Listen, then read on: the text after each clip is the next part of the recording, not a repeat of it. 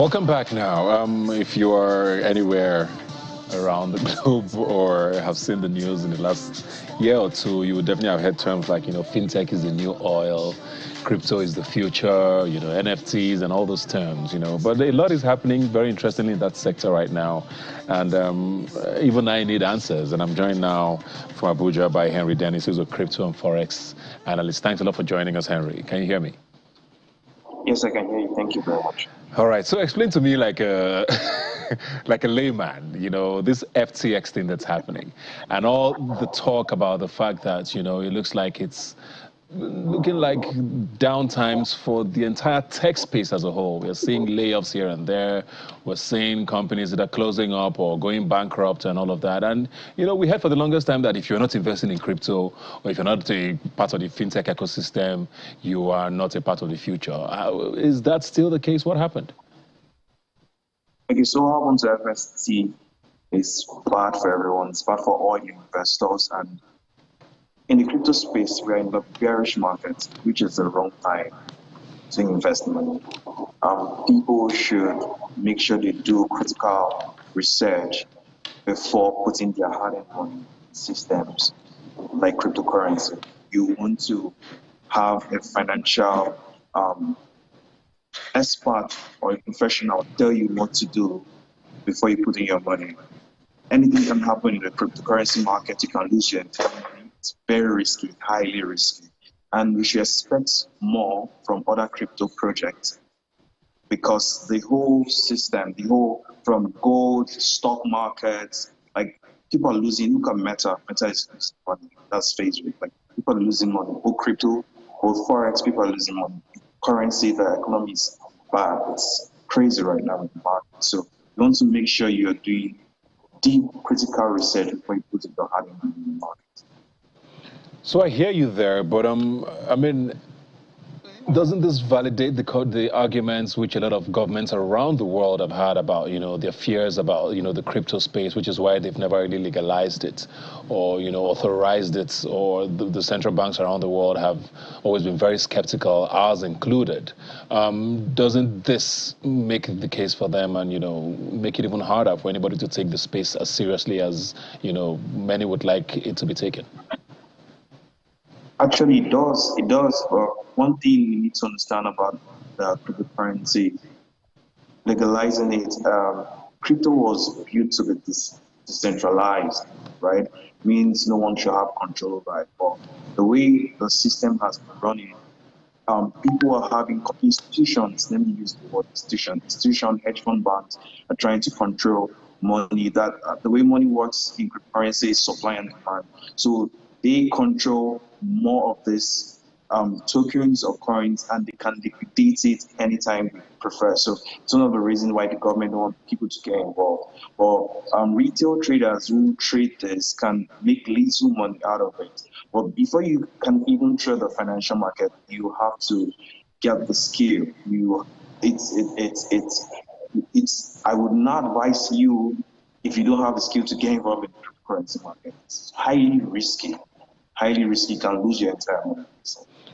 So for those who have invested already, because I've seen a lot of conversation online or even personal friends, who invested heavily or not in the last year plus, now wondering what are they supposed to do now? So if I'm someone who put in money into whatever platform, not necessarily FTX, which is going through their drama right now, and I'm seeing what's happening with the numbers and how much it has crashed.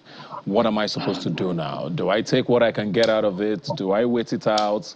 Or is this the end of, this fantasy?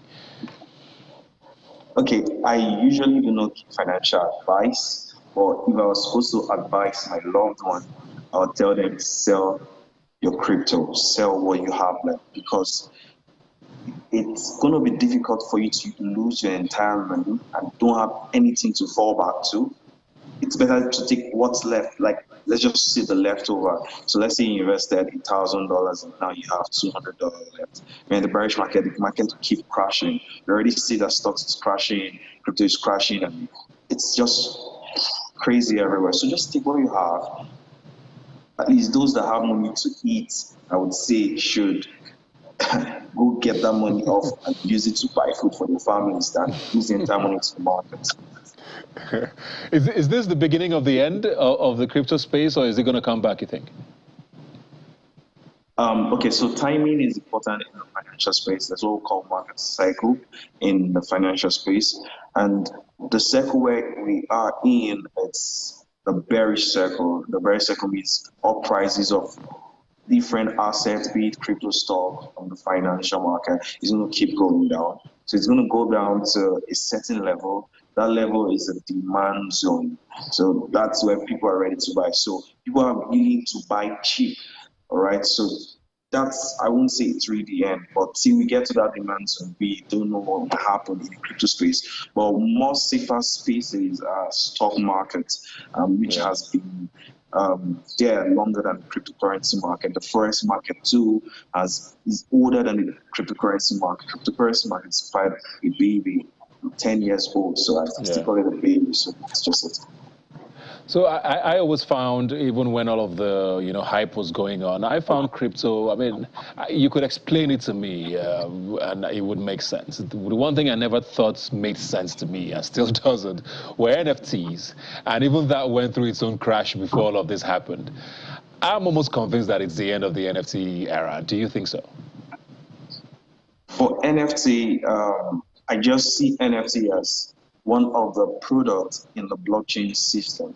The blockchain has produced ICOs, cryptocurrencies. These are just products in the blockchain. The blockchain is more important. So NFT and metaverse. Okay, NFT, basically, I'm not really big on NFT, to be very honest. I just feel like having bored apes or apes with exactly. birds, and you are putting a value in them. Like, so now I'm hungry and I go to the market, I can't even sell my NFT. So I just think it's highly risky. I don't really advise people to get involved in it. It's just too highly risky. And I know we talked about fintech at the start. The fintech space as a whole, we've seen what's happened with layoffs at Meta, at Twitter. There's a lot happening, and these are some of the mega companies globally. In Nigeria, are we safe from that? We are starting to have unicorns here and there, and people are, building interesting, businesses in the fintech space. Should we be worried, or you think it's just a blip? The fintech space is a very large space. It's worth over $3.3 million. And this space over time has provided solutions. So I believe if your fintech is going to survive this economical crisis, you have to be providing value solutions. You have to be solving a problem, especially fintech in the crypto space. You don't want to put your money in a crypto fintech brand if that fintech brand is not solving the problem. So I usually tell people, do not put your money in the fintech brand that's not solving the problem. Don't look at the hypes. People always look at the hypes. Oh, it's going to go up. It's going to buy. No, don't do that. It's wrong. So I advise do not do that.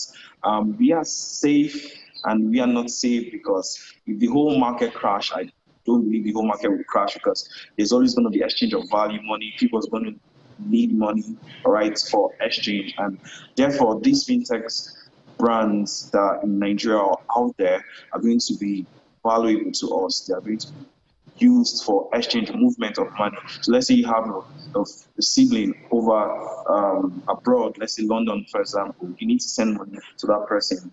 You can send in this cryptocurrency. So that's value there. That's a solution. It's solving a problem, moving of money from here, but easily, very fast. So fintech brands like that would stay longer than other fintech brands that do not have solutions or do not give value.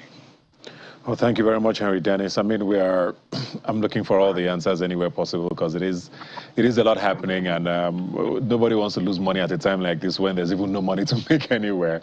Well, thanks for joining us today, and we'll keep our fingers crossed going forward.